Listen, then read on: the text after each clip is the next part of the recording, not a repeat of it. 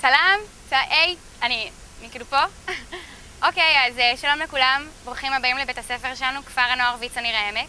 לפני שיביאו לכם הסברים מפורטים על הכל, בואו אני אקח אתכם לסיור קצר. יודעים מה? תשארו לשבת, אני אסדר כבר את כל השאר.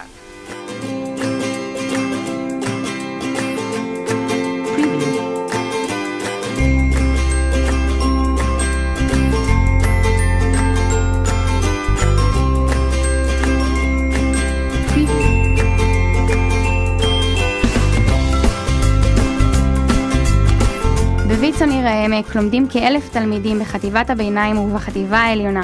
הלימודים מתקיימים בשלל המבנים הרחבים הפזורים בכפר.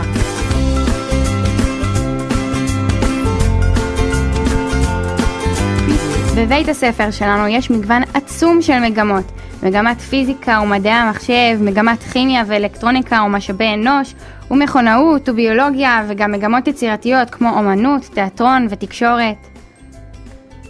בקיצור, אין מצב שמישהו לא ימצא את המסלול שהכי מתאים לו.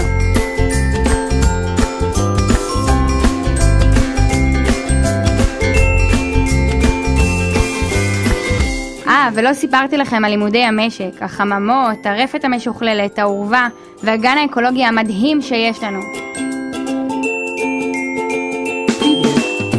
ויש לנו גם ים של חוגים ופעילויות ספורט מאתגרות.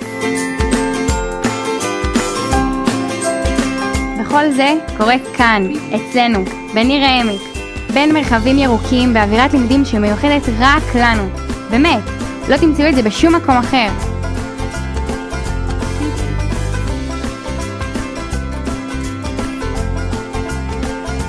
זהו זה, נראה לי שדיברתי מספיק. חוץ מזה, מה יש להוסיף?